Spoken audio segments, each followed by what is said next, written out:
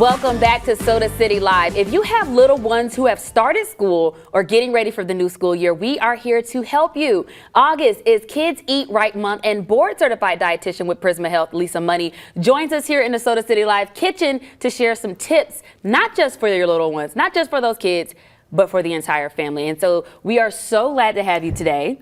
Thank you. We felt guilty behind the scenes talking about all the food, and then we have this animation with the steak there, but no, we're here to talk about some healthy food options, and you literally got us set for the entire day here. We got breakfast, lunch, and where's dinner? We got snacks, and the place is set for dinner over there. It is set for dinner. So you have a couple tips for us today, but we're going to start with what you have had, what you brought for us here, because this is a nice spread. So let's start with breakfast. Well, what I want to tell parents is that really to be prepared. If you're all running around crazy on the first day of school, your child is going to kind of suffer from that, and they may be a little anxious too. So try to plan ahead and buy foods for breakfast. Studies show kids do much better if they have a breakfast because they'll have more attention and they have better memories. So we have 3 types of breakfast here, and I like to give people some options. So kids really do well with these egg muffins, and along with an English muffin that goes with it. We paired it with a low-fat turkey sausage as well. I love that. Yeah. And you know what I love the most about this? It is oven friendly. So I can just throw my English muffins on that aluminum foil so we don't have to do dishes. Yeah. And then have our little muffin pans and throw everything in there. So you have spinach.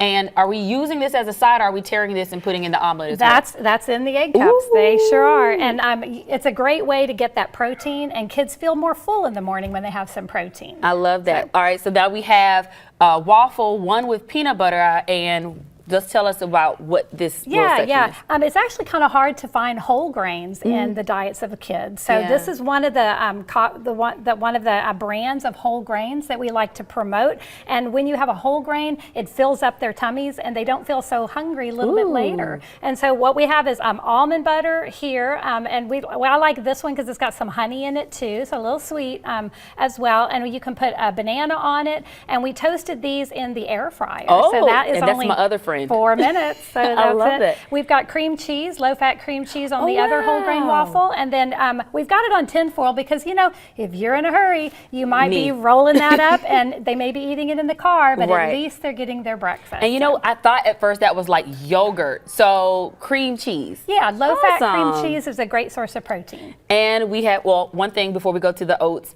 I just learned that you can use almond butter and make almond milk from the almond butter. Nice. So cool. They took scoops of it, and then they poured some water in there, put it in the blender, added a date to it for sweetening. Okay. And I was like, okay, we can make our own almond milk at home. So, absolutely. So let's talk about this one. Yeah, overnight oats are going to give a whole grain option, and you can do it overnight, put them in the refrigerator, but you don't have to fill the whole ball jar up all the way. Kids have smaller appetites, and they may end up getting too full, and you'll waste a lot of it. So we just say try to use half the ball jar for most kids and fill it up with whole grain oats, milk, Greek yogurt, little bit of vanilla or cinnamon, depending on your preference, and then fresh fruit. And look, and again, this isn't just for the kids. This is for moms and moms and dads on the go. Absolutely. I love this. All right, so let's start with this lunch box. Yeah, we're moving over to school lunches now. It's hard to find a tray from school lunches. Yes. That stuff is like gold, so I kind of drew my little school lunch there. But what's important is kids that eat at the school lunch, one tip for parents is to take advantage of technology. Go online. Look at your school's lunch menu and let your kids look at it too, and maybe let them pick 1 or 2 days that they could go and go through the line because they look forward to that. Right. When kids eat at school, they get more protein and they get more fruits and vegetables. So that's one item here that you can try to kind of go through the school lunch line. I love this. And while we're here, I want to talk about portion sizes. And so you have the My Choose Your Plate. This is a tool resource that is available online. If we could pull that full screen up, that image up, and it kind of just describes more. And we have a little one here as well. But yes, right there. So let's talk about those portion sizes. Yeah, you have to be cognizant of children, and so their plates are not the 10-inch plate. Their plates are more like 8 or 9 inches, and so their serving sizes may be 1/4 of a cup. So they may not even need a whole sandwich if they're in elementary school. So be careful to maybe look at what the serving sizes are on that website so that they won't be so full from from the sandwich, and then they won't eat their fruits and vegetables. And that's very important to help you get through the rest of the day. All right, and let's talk about some more of these snacks. Yeah, when you're packing lunch for your kids, it doesn't always have to be a sandwich. There's no right or wrong way. Kind of look at your child's tastes, and then this is kind of like a snack box. I love this. So this would be in response to like the lunch packs that you might see at the grocery store. And we actually have things called Figgy Pops. And I so see I that. just found those, and it's figs and pistachios, Ooh. and they are wonderful. So this will give them a little bit of protein, a little bit of nuts and whole grains,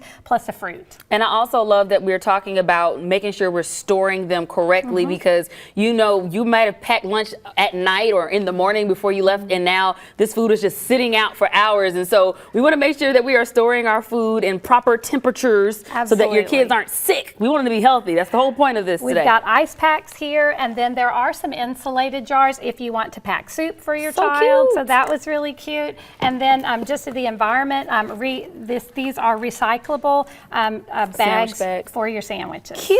Yeah. I love that. It's so cute. Now, I know we're running short on time, but I am obsessed with these little handheld s'mores. So tell us what's in here. Yeah, well, they're not chocolate chip cookies, Sierra, but they are something that has got whole grains, a little bit of chocolate taste, and then marshmallow in there too. And so they're called walking s'mores. It just kind of reminds kids like walking of tacos almost. Yeah, just like that. It just reminds them of their summer campfire days, maybe. And so we took a little bit of these marshmallows that you can buy in the store, and then we just opened up the bag and or just take it with you as you go. So those snack times after school are really important for kids. They need something about every 3 to 4 hours. Alrighty, and we are running short on time, and I see we have the bag for the Figgy Pops here, but finally dinner.